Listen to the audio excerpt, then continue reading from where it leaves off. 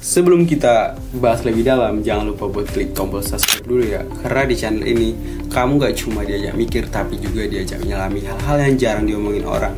Tapi sebenarnya penting banget kok. Udah, mantap, sekarang kita mulai. Pernah gak sih kamu mikir gimana caranya sebuah aplikasi kecil bernama Spotify bisa mengatur cara miliaran orang dengar musik di seluruh dunia? Kayak serius deh, kita buka HP, klik icon hijau itu, terus tiba-tiba semua lagu yang kita sukai langsung nongol, tinggal play dan boom, ini serasa jadi panggung pribadi. Tapi jangan salah, Spotify itu bukan cuma aplikasi streaming. Spotify adalah revolusi. Dia bukan cuma ngasih kita lagu, dia ngubah cara industri musik bekerja. Dari yang dulunya musisi harus jual CD, sekarang mereka bisa dapat pendengar jutaan cuma dari satu lagu yang trending di algoritma. Gila kan? Dan percaya atau enggak, semua itu dimulai dari negara yang terkenal dingin, Swedia. Bukan Amerika, bukan Inggris, tapi Swedia. Nah, pada tahun 2006 saat dunia musik lagi kalang kabut karena pembenjakan di mana-mana, ada dua orang gila bernama Daniel Ek dan Martin Lorenjon yang bilang, gimana kalau kita bikin semua orang bisa dengar musik gratis tapi legal. Nah, kedengarannya absurd, tapi ternyata mereka punya satuan yang lebih kuat dari sekedar ide. Mereka punya misi buat nyelamatin industri musik dari kehancuran. Dan dari sanalah cerita Spotify dimulai. Bukan sebagai perusahaan, tapi sebagai penyelamat. Di saat perusahaan raksasa seperti Apple sibuk jualan lagu persatuan di iTunes, Spotify datang dan bilang, bro, kenapa harus beli satu lagu kalau kamu bisa streaming semua lagu di dunia dengan gratis? Dan boom, industri musik langsung bergetar. Tapi pertanyaannya, gimana bisa Spotify yang awalnya cuma startup dari Skandinavia akhirnya ngalahin Apple Music, Amazon Music, bahkan YouTube Music? Dan yang lebih penting, apa yang bikin Spotify bisa menguasai musik global? Apa cuma soal teknologi, algoritma, atau ada sesuatu yang lebih dalam dari itu? Tenang, semua jawabannya bakal kita bongkar tuntas di video ini. Setelah Spotify resmi diluncurkan pada tahun 2008 di Swedia, banyak orang skeptis. Industri musik saat itu sudah trauma. Mereka baru saja kalah perang melawan Napster, LimeWire, dan situs-situs bajakan lain yang menghancurkan pemasukan para label dan musisi. Jadi waktu Spotify datang dan bilang, kami akan kasih musik gratis ke semua orang, tapi tidak bayar musisinya. Banyak yang angkat alis, gratis tapi bayar, mana bisa. Tapi Spotify nggak datang dengan tangan kosong. Mereka bawa senjata utama, yaitu user experience. Interface Spotify waktu itu ringan, cepat, dan intuitif. Nggak ada ribet, nggak ada pop-up iklan aneh, dan yang paling penting lagunya lengkap. Dari The Beatles sampai band indie Swedia yang cuma dikenal 5 orang, semua bisa kamu temuin. Di balik layar, Daniel Ek ngerti satu hal yang bahkan para raksasa musisi waktu itu gak sadari. Orang bukan cuma pengen punya lagu, mereka pengen akses kapan aja, di mana aja. Itulah kenapa Spotify lebih fokus ke streaming, bukan ke pemilikan. Gak perlu download, gak perlu beli satuan, cukup klik dan langsung dengar. Simple, cepat, dan adiktif. Tapi Spotify bukan cuma soal kemudahan, mereka juga cerdas dalam mengendalikan selera. Disinilah mereka mulai masuk ke wilayah paling berbahaya, algoritma. Spotify sadar kalau mereka bisa bikin sistem yang tahu musik apa yang kita sukai, bahkan sebelum kita tahu kita suka. Maka mereka akan jadi lebih dari sekedar aplikasi. Mereka akan jadi teman yang tahu isi kepala kita. Dan disitulah lahir fitur-fitur seperti Discover Weekly, Release Radar, dan playlist berbasis mood kayak Set Vibes, Beats Mode, atau Chill Hits. Playlist ini bukan cuma daftar lagu, mereka jadi gaya hidup digital kita sedih. Spotify tahu kita bukan semangat, Spotify punya jawabannya. Sampai akhirnya musik bukan lagi sesuatu yang kita pilih, tapi sesuatu yang dipilihkan untuk kita dan kita sukai itu. Tapi Spotify tidak hanya puas menjadi penyedia musik digital semata. Mereka ingin lebih dari sekedar jadi aplikasi pemutar lagu. Mereka ingin menjadi platform utama bagi semua bentuk audio, dari musik podcast, audiobook, hingga konten eksklusif. Lihat saja bagaimana mereka berlahan mengambil alih pasar podcast ketika podcast mulai dilirik banyak orang sebagai penyedia alternatif hiburan dan edukasi. Spotify langsung gaspol. Mereka tak segan mengelontarkan ratusan juta dolar untuk mendapatkan hak eksklusif dari kreator-kreator ternama. Contohnya Joe Rogan, misalnya dibeli dengan kontrak eksklusif sebesar lebih dari 100 juta dolar.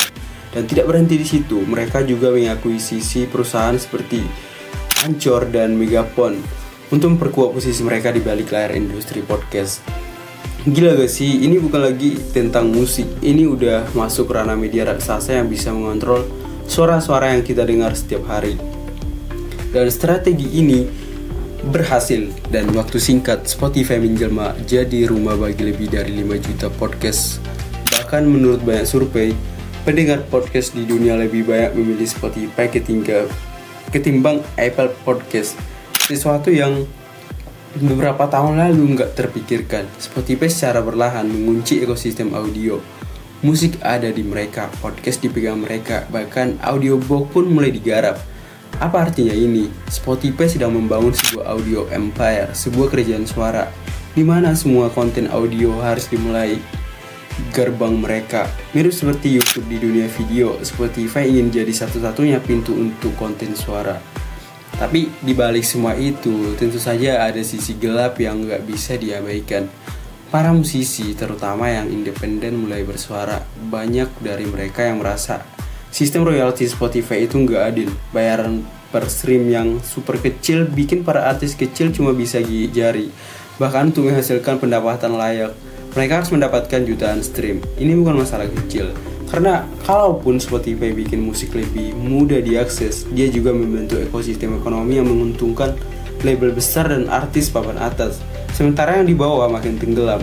Ini kayak kapitalisme versi streaming, yang kaya makin kaya, yang kecil makin susah berkembang. Dan begitulah Spotify, bukan sekedar aplikasi hijau di ponsel kita. Ia adalah revolusi, ia adalah panggung digital raksasa, tempat musisi dari pelosok dunia berdiri sejajar, bersuara dalam satu ekosistem global. Dari studio kamar sempit hingga arena konser virtual, Spotify telah membuktikan bahwa musik tak lagi harus lahir dari label besar untuk menjadi besar. Dulu musisi butuh kontrak rekaman untuk bisa didengar, kini cukup dengan unggahan ke Spotify. Musik bisa melintasi batas benua, masuk ke playlist jutaan orang, tak perlu izin, tak perlu kaset, tak perlu radio. Spotify menyederhanakan semua itu, menjadikannya seperti udara, tersedia kapan saja, di mana saja. Namun pertanyaan besarnya tetap ada, apakah ini benar-benar kemerdekaan atau sekedar bentuk baru dari ketergantungan? Banyak yang menyebut Spotify adalah dewa penyelamat industri musik digital, tapi tak sedikit pula yang menyebutnya tuan baru yang tak terlihat. Algoritma yang memutuskan siapa yang naik dan siapa yang tenggelam adalah kekuasaannya nyaris absolut, dan para musisi terutama yang India masih harus berjuang keras agar bisa sekedar muncul di rekomendasi pengguna. Spotify telah mengubah cara kita mendengarkan musik, tapi lebih dari itu ia telah mengubah cara musik diciptakan, dipasarkan, bahkan dimaknai. Ia adalah laboratorium suara global yang terus berevolusi, mencetak tren, membentuk genre baru, dan menulis ulang sejarah musik dunia. Dan pada akhirnya pertanyaannya bukan lagi apakah Spotify menguasai industri musik global, tapi apakah dunia musik pernah benar-benar bebas sebelum ini? Karena yang pasti, dengan Spotify di tangan dunia, ini tak akan pernah mendengarkan musik dengan cara yang sama lagi.